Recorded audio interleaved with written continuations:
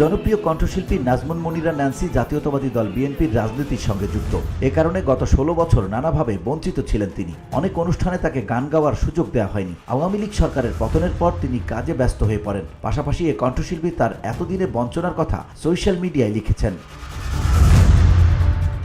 শুক্রবার বিকেল 3টার দিকে ন্যান্সি একটি স্ট্যাটাস দিয়েছেন। এতে তিনি বিগত সরকারের আমলে তার উপর অন্যায় আচরণের কথা তুলে ধরেছেন। এই গায়িকা তার স্ট্যাটাসে লেখেন, 2011 সালে প্রজাপতি সিনেমায় দুদিকেই বসবাস গানটির জন্য আমি সেরা নারী কণ্ঠশিল্পী হিসেবে মনোনীত হই। এর পুরস্কার প্রদান করা হয় 2013 সালের মার্চ মাসে। আমার বড় কন্যার অসুস্থতার কারণে আমি পুরস্কার প্রদান অনুষ্ঠানে উপস্থিত হতে পারিনি। পরবর্তীতে তথ্য মন্ত্রণালয় থেকে আমার পুরস্কারটি গ্রহণ করি। 2013 সালের শেষে আসন্ন জাতীয় নির্বাচন নিয়ে আমি ফেসবুকে ছোট্ট একটি লেখা লিখি, যার সারমর্ম ছিল শুধুমাত্র শেখ মুজিবুর রহমানের জন্য যারা আওয়ামী লীগ সমর্থন করেন তাদের সময় এখন ফিরে আসার। সে সময় বিগত জালিম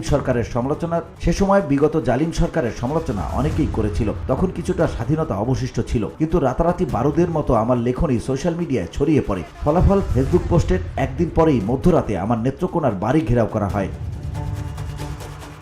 ন্যান্সির মা বিএনপির সাংস্কৃতিক সংগঠন জাসাসের সভাপতি ছিলেন উল্লেখ করে ন্যান্সি লেখেন, আমার মা আমৃত্য নেত্রকোনা জেলা জাসাসের সহসভাপতি ছিলেন। 2012 সালে তিনি মৃত্যুবরণ করেন। অথচ পুলিশ ফোর্স জানালো তাদের কাছে গোপন সূত্রে খবর আছে আমার বাসা নাকি জামাত শিবির জঙ্গির আস্তানা, তারা বাড়ি তল্লাশি করবে। আমি অসম্মতি জানালে এসএসসি পরীক্ষার্থী আমার ছোট ভাইকে তারা তুলে নিয়ে যেতে চাইল।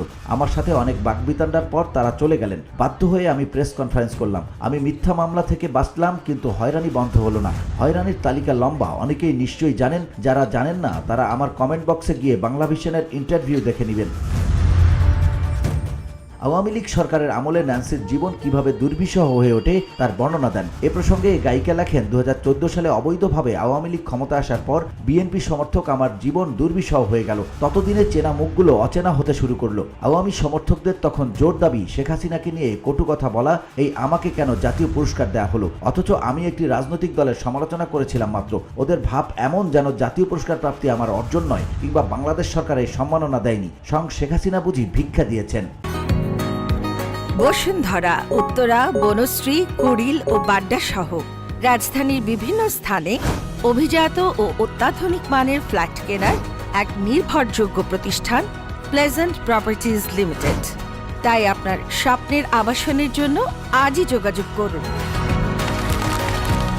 Pleasant properties limited, where destiny matches eventually। কঠিন সময়ে যারা ন্যান্সির পাশে এসে দাঁড়ান তাদের কথা তুলে ধরে ন্যান্সি লেখেন, ন্যান্সি উইথ স্টার্স সিনেমাতে দারুণ একটা প্রজেক্ট হলো। আমার দুঃসময়ে সর্বাধিক কাজ করেছি সিডি চয়েসের ব্যানারে। অন্যদিকে এগিয়ে এলো সাউন্ডটেক। আহমেদ রিজভির সার্বিক পরিচালনায় সাউন্ডটেকের ব্যানারে এলো একক অ্যালবাম ভালোবাসো বলেই, আমার জীবনের সেরা কাজের একটি নিঃসন্দেহে। এছাড়া গাংচিল মিউজিক, বাংলা ঢোল, রঙন মিউজিক, সিএমভি এর সাথেও অল্প বিস্তর কাজ হয়েছে। করোনা পরবর্তী সময় গান গাইলাম প্রোটিউন আর অনুপমের ব্যানারে। আবার নাম করা একটি ব্যানার, নাম বলতেও রুচিতে বাঁধে, গান গাইয়ে নামমাত্র সম্মানীয় দিয়েছে। আমার অনেক গুণমুগ্ধ নবীনরাও আমাকে ভালো সম্মানী দিয়ে আমার সাথে গান গেয়েছেন এবং এখনও গাইছেন। হাবিব ওয়াহিদের সাথে গান আগের মতো না হলেও অল্প কিছু হচ্ছিল, তবে তার কোনোটাই সিনেমার জন্য নয়।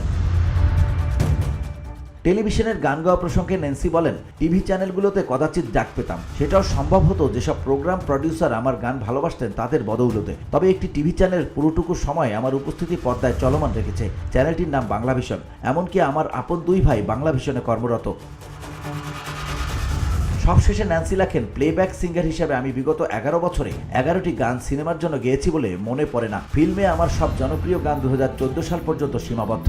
সে কারণেই আমার আর কখনোই জাতীয় চলচ্চিত্র পুরস্কার পাওয়া হয়নি। আমি জোর কণ্ঠে বলতে পারি, হাসিনা বাহিনীর রোশানলে পড়া ব্ল্যাক লিস্টেড আমি টিকেছিলাম এবং টিকে আছি আমার মনোবল ও ভক্ত শ্রোতাদের ভালোবাসায়।